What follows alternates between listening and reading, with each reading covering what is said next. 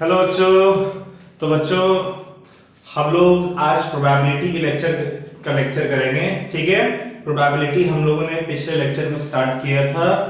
कुछ क्वेश्चन हमने पिछले लेक्चर में किए थे और आज उसको हम लोग कंटिन्यू कर रहे हैं। आज भी हम लोग प्रोबेबिलिटी के कुछ क्वेश्चंस करेंगे और इसके आगे आने वाले लेक्चर्स में भी कुछ क्वेश्चंस जो है हर लेक्चर में हम लोग प्रोबेबिलिटी के देखेंगे।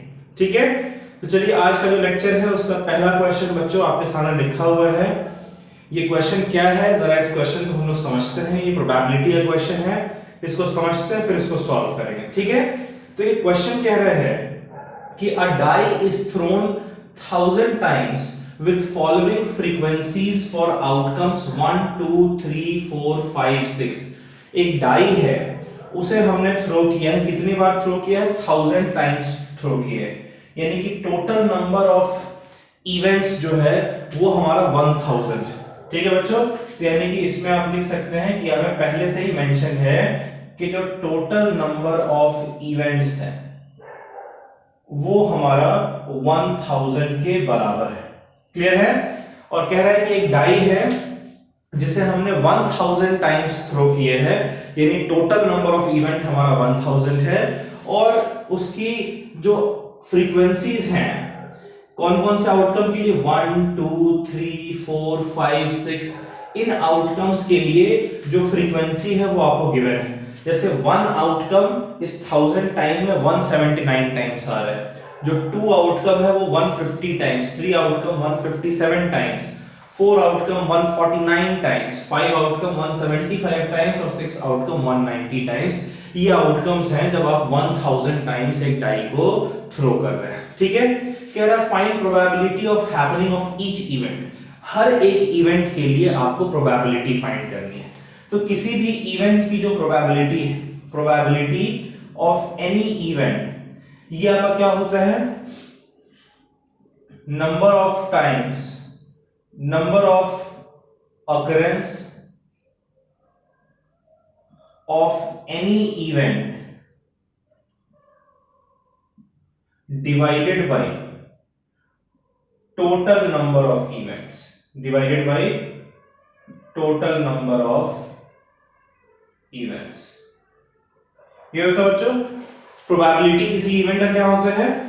कितने नंबर ऑफ टाइम्स कोई एक इवेंट अकर किया है divided by total number of event. जैसे यहां पर हम डाई थ्रो करें तो टोटल 6 आउटकम्स हैं, 6 इवेंट्स हैं, 1 2 3 4 5 6, और जो टोटल नंबर ऑफ इवेंट है वो देखिए 1000 है। ठीक है, तो मुझे बताइए probability of occurrence of event 1 इस फॉर्मूले के अकॉर्डिंग कितना होना चाहिए?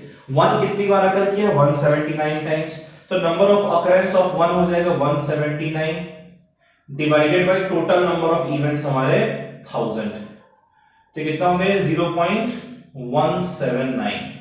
वैसे ही प्रोबेबिलिटी ऑफ अकरेंस ऑफ 2 कितनी बार अगर कर रहे हैं? Probability of occurrence of 2 150 times अगर कर रहे हैं तो 150 डिवाइडेड बाय 1000 यानी 0.150।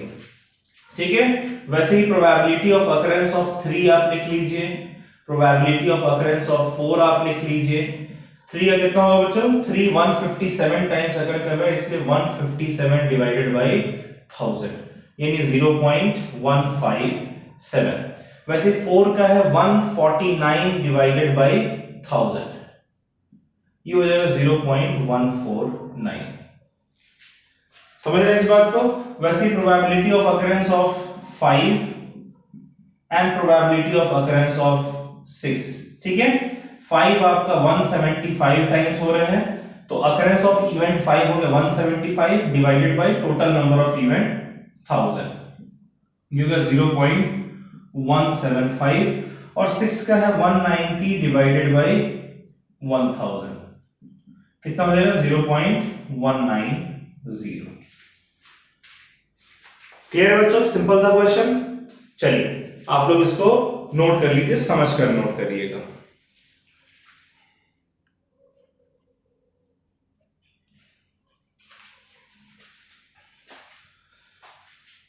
चलिए बच्चों, एक क्वेश्चन है, ये वेदर फोरकास्ट पे बेस्ड क्वेश्चन है, प्रोबेबिलिटी का क्वेश्चन है।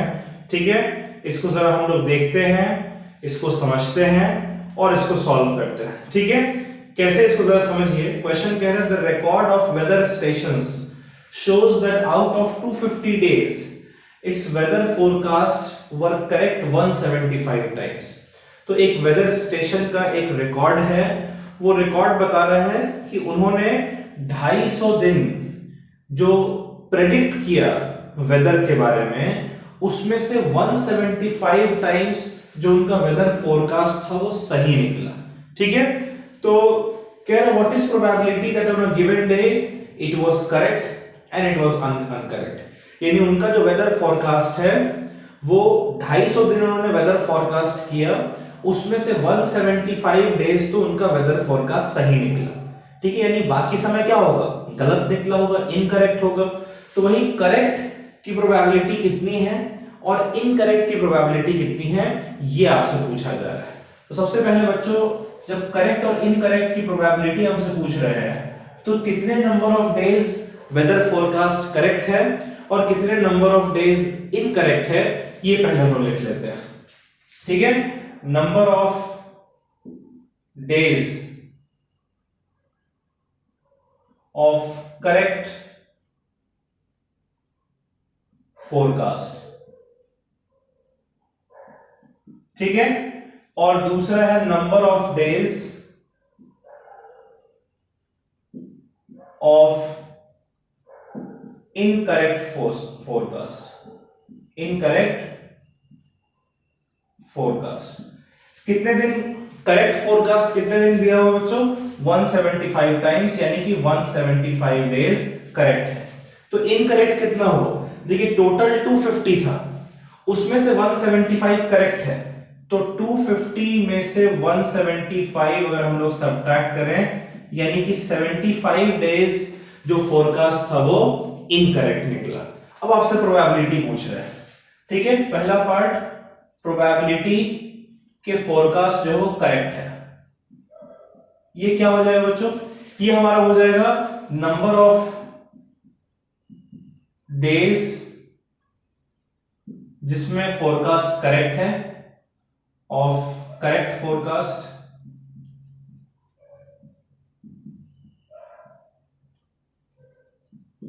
डिवाइडेड बाय, ये करेक्ट फोरकास्ट के कितने दिन का इवेंट है, divided by total number of days, जितने दिन फोरकास्ट हुआ है। राइट, अच्छा करेक्ट फोरकास्ट कितने दिन है, 175 डेज, और कितने दिन फोरकास्ट हुआ है, 250 days.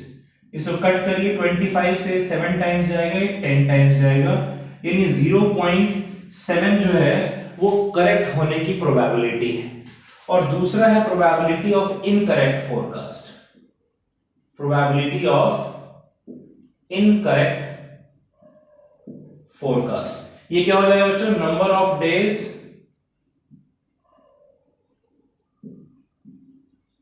Of incorrect forecast divided by total number of days. ये होगा बच्चों टोटल नंबर ऑफ डेज। देखिए ऊपर आपका वो नंबर आएगा जो कि आपसे प्रोबेबिलिटी में पूछा जा रहा है, और नीचे टोटल आएगा। जैसे करेक्ट फोरकास्ट का पूछा है तो कितने दिन correct forecast divided by total number of days.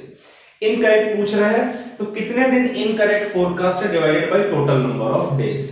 तो भाई इनकरेक्ट हमारा 75 डेज है डिवाइडेड बाय 250, इसको 25 से कट करिए 3 जाएगा, इसको 25 से कट करिए 10 आएगा, 3/10 यानी कि 0.3। क्लियर है बच्चों? चलिए इसको बच्चों आप लोग समझकर नोट कर लीजिए।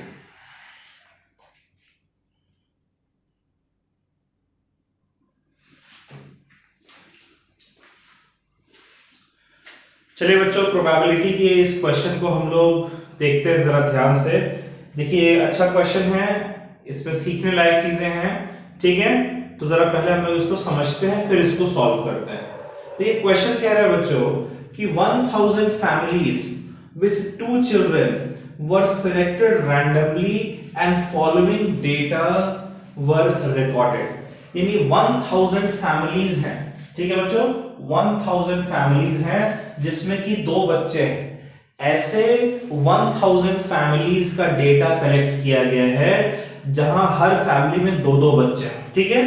वो डेटा कुछ इस तरीके से है कि number of boys in family and number of families. Number of boys एक भी नहीं है, ऐसी 140 फैमिली है। नंबर ऑफ बॉयज एक है, ऐसी 560 फैमिलीज हैं। और नंबर ऑफ बॉयज 2 है, ऐसी 300 फैमिलीज हैं। आप बात समझ रहे हैं? 1000 फैमिलीज जिसमें हर फैमिली के पास 2 ही बच्चे हैं, ना 2 से ज्यादा ना 2 से कम।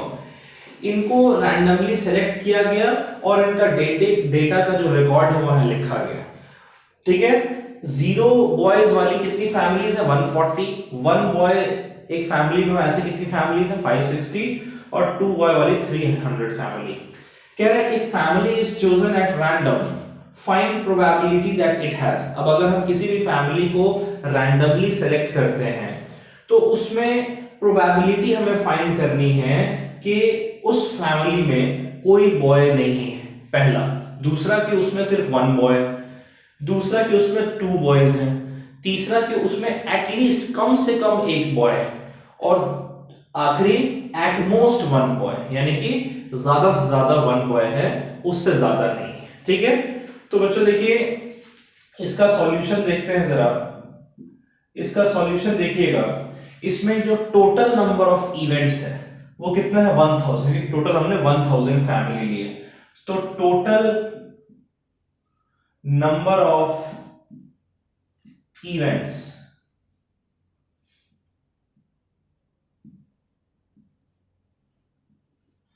कितना है? 1000। टोटल कितने इवेंट्स है बच्चों? 1000, यानी 1000 नंबर ऑफ फैमिलीज, ठीक है। अब आपसे प्रोबेबिलिटी पूछ रहा है तो प्रोबेबिलिटी का पहले फॉर्मूला लिख देंगे। प्रोबेबिलिटी किसी भी इवेंट का ये होता है कि उस पर्टिकुलर इवेंट के कितने आउटकम्स हैं, number of outcome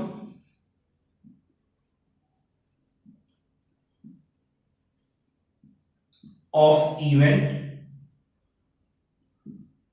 divided by total number of outcomes, ठीक है, टोटल नंबर ऑफ इवेंट्स।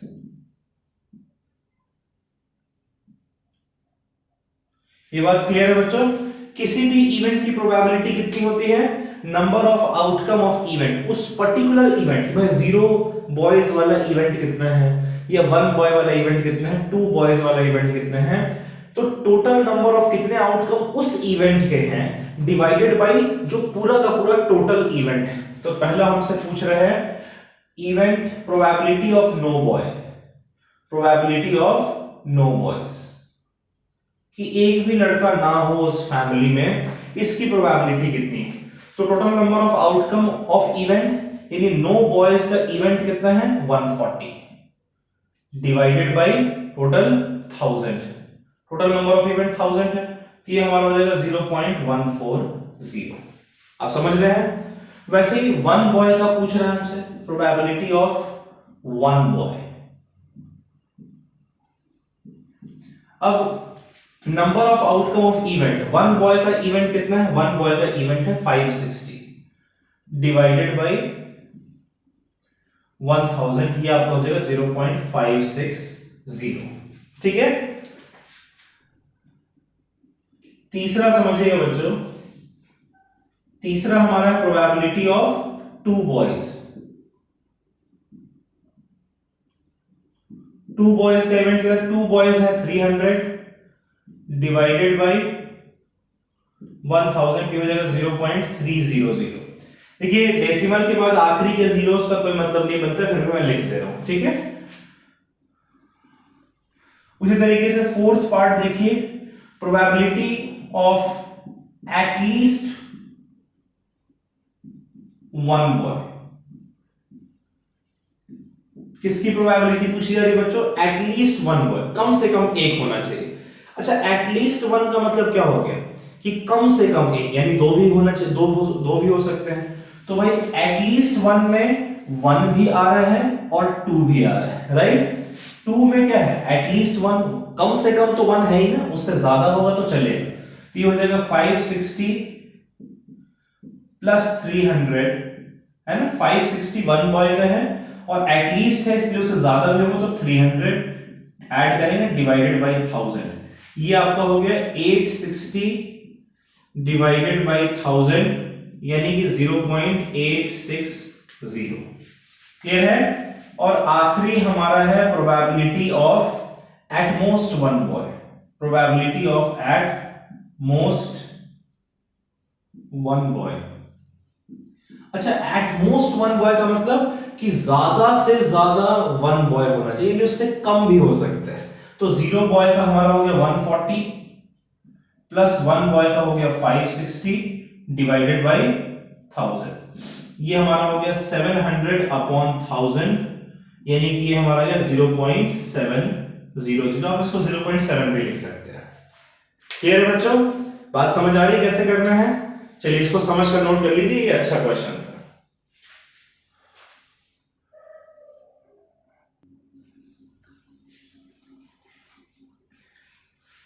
चलिए बच्चों, तो इस लेक्चर को आपने अच्छे से देखा, उम्मीद करता हूं सब समझ में आया है। तो अब आप अपने एंड से भी कुछ क्वेश्चन इस तरीके के प्रैक्टिस करिएगा। आज हम लोग यहीं पर समाप्त कर रहे हैं और अगले लेक्चर में जरूर आइएगा, उसे मिस मत करिएगा, उसमें भी हम लोग कुछ क्वेश्चंस करेंगे।